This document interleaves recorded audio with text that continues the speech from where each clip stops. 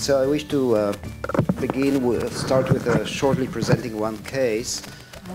This is a 13-and-a-half-years-old patient with a classic history of cerebral palsy. He was diagnosed as a CP GMFCS V patient.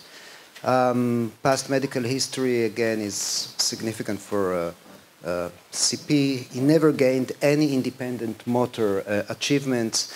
He had a multi-level tendon release done at the age of 6. When he presented to us, he had pain on his left side. He actually stopped standing because of this pain. He was using a stander before that. And parents were complaining of difficulties in nursing because of limited abduction, mainly on the left side with hip pain.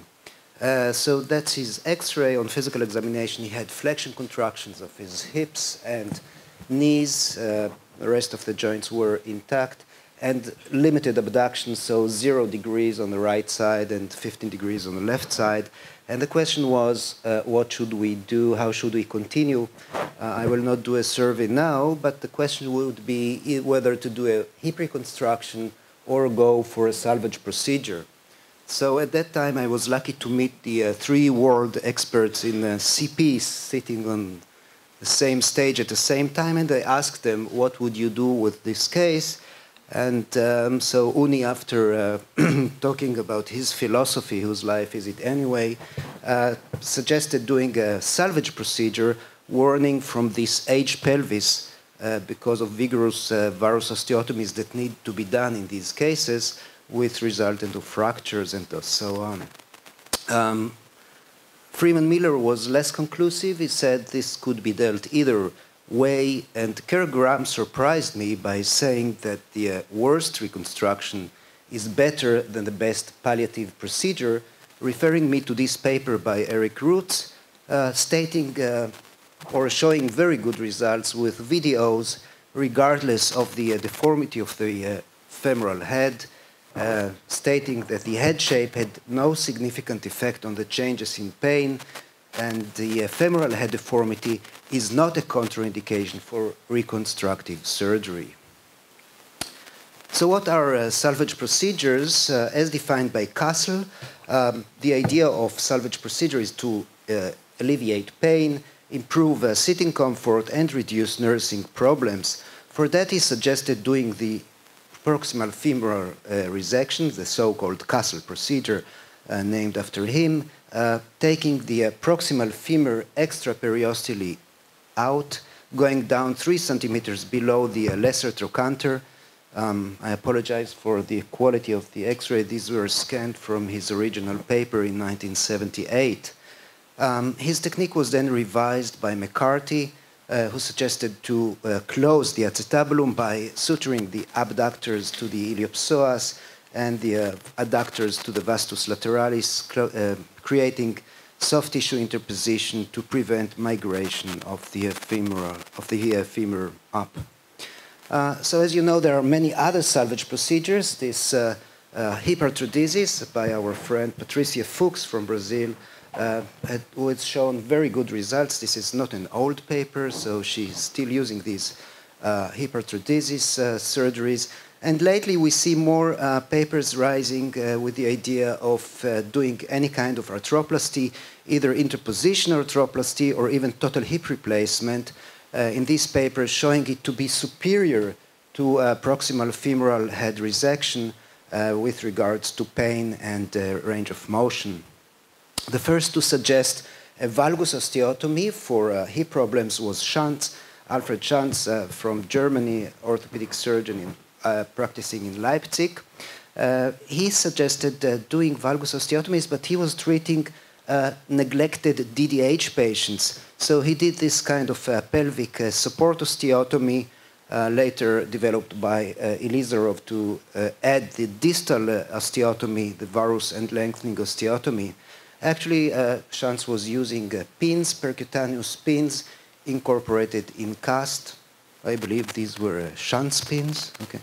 And his ideas were then implemented on CP patients to use the lesser trochanter as a stabilizer against the acetabulum.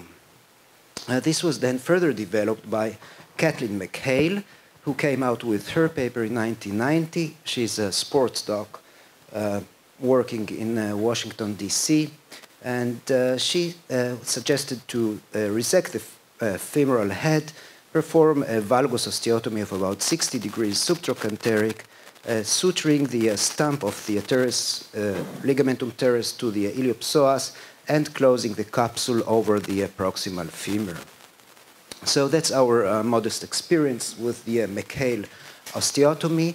As you can see, this is not a very commonly done procedure in our unit, as we believe that still hip reconstruction, whenever possible, is a better solution. This is a follow-up of ranging between 4 months to 9 years of our patients. Overall, we had 10 patients with 13 hips, so 3 patients had bilateral McHale osteotomy done. The average age was 15 years. As you can see, the main indication for doing the procedure were pain and nursing problems. So this was common to all of our patients. The outcome, as you can see, the vast majority of our patients had no pain after, or at least alleviation of pain. All of them had improved abduction in their involved hip.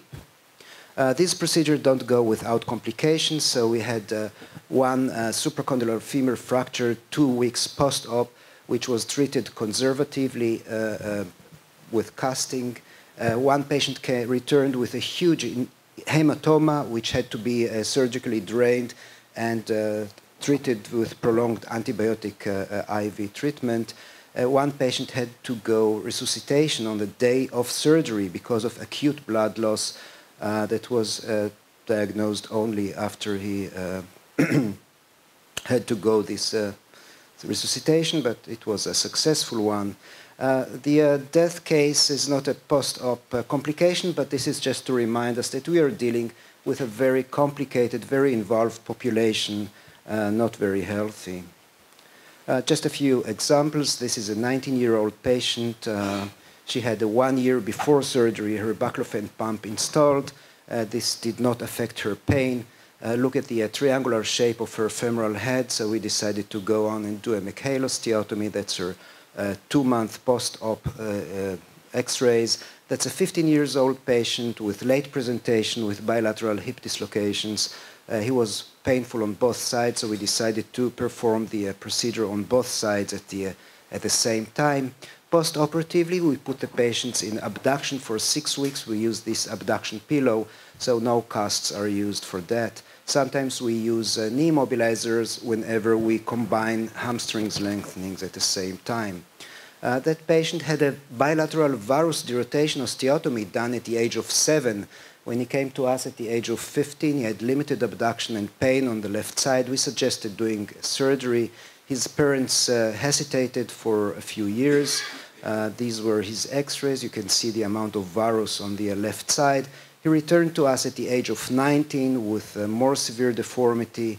And look at his femoral head once it was resected.